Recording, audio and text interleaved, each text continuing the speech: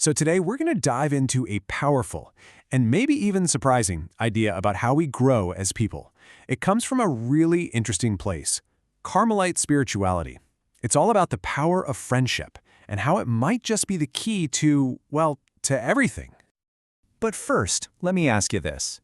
When you think about getting better, about personal or spiritual growth, what's the image that comes to mind? Is it kind of lonely, you on a path all by yourself? That's a really common picture. But what if that whole picture is missing the most important piece of the puzzle? See, on one hand, there's that common view that growth is this isolated internal thing we have to do alone.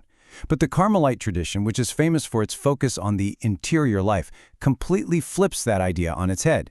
It says true growth isn't solitary at all. It's communal. It's literally powered by other people. So we're going to unpack exactly why community is this secret ingredient, this hidden engine for growth. And we're going to start with one of the most incredible stories of fellowship you've ever heard. All right, this is the story of the 40 martyrs of Sebaste. Now, it's an ancient story for sure, but its message about the power of standing together, well, it's absolutely timeless. This story really sets the foundation for everything we're about to explore.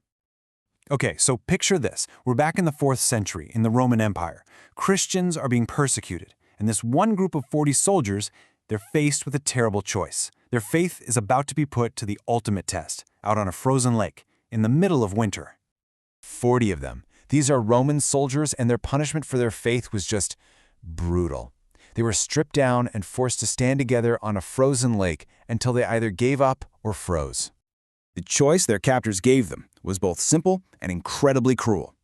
Suffer in the freezing cold for your beliefs, or just say the word, renounce your faith, and you can have a warm bath and a huge fire that was waiting right there on the shore.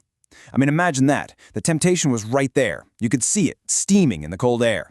So, huddled together against this bitter, freezing wind, they prayed out loud.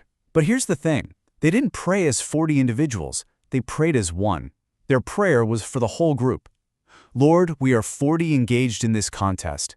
Grant that 40 may receive crowns, and that we may not fall short of that sacred number. They were in it together all the way to the end. But, of course, the cold was just unimaginable. And one of them, he broke.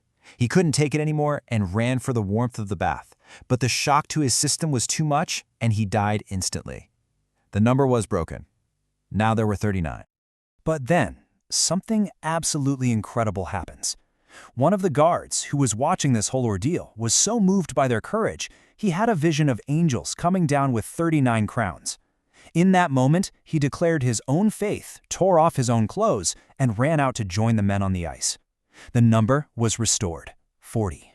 So all 40 of them, including the guard who joined them, made it through the night. And their story, their shared sacrifice, it became this legendary testament, not just to individual faith, but to the unbelievable power of fellowship. And that power, that's what we're really digging into today. You know, that story, it gives us a perfect way to visualize this. It's an analogy people often call the hot coals analogy, and it explains perfectly why we just burn brighter when we're together. Okay, think about a bonfire, right? When you have all the coals piled up together, they share their heat. They glow this brilliant red hot, and the fire burns brightly. But what happens if you pull just one of those coals out and set it off by itself? It loses its heat almost immediately, the glow fades, and it just grows cold. It's such a simple but powerful picture of our spiritual lives. And here's the real takeaway. The thing we absolutely have to get, we need other people. We need those other hot coals in our lives to keep our own fire going. They give us support, they encourage us when things get tough, and they help keep our commitment strong. Just like those soldiers on the ice. This journey was never meant to be a solo mission. Okay, so if community is that important, what kind of friendships are we talking about here? How do we find them? Well, to figure that out, we can actually turn to a timeless framework from the philosopher Aristotle to help us analyze our own relationships. So Aristotle basically broke friendships down into 3 categories. First up, you've got friendships of utility. These are based on mutual benefit. Think of coworkers who help each other out. They're useful, but they're often temporary. Next, there are friendships of pleasure. These are your buddies, the people you share hobbies and have fun with. They're great, but they can be pretty situational. And then there's the third kind, the real deal. This is virtuous friendship. And honestly, this is the goal. This is a bond where you and your friends are genuinely committed to each other's character, well-being, and growth. They don't just want to have fun with you, they want you to become the absolute best version of yourself. They challenge you and they support you. This is the kind of friendship that is absolutely essential for a deep spiritual journey. And this brings us to a really crucial shift in how we think about this. It's not just about finding these kinds of friends, it's about becoming one yourself.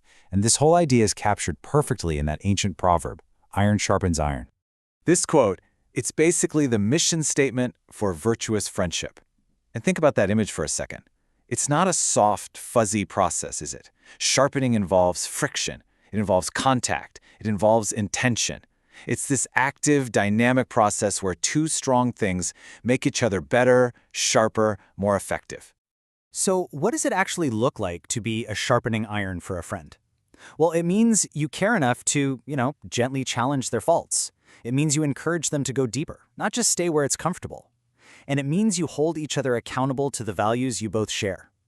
You can think of people like St. Teresa of Avila and St. John of the Cross. They weren't just pals, they were spiritual allies who actively sharpened each other on their journey. So at the end of the day, the big takeaway is this. The path to growth was never meant to be a lonely one. It's meant to be walked together. Which leaves us with a really important question to think about. Who are your hot coals? And maybe more importantly, who is the iron that sharpens you?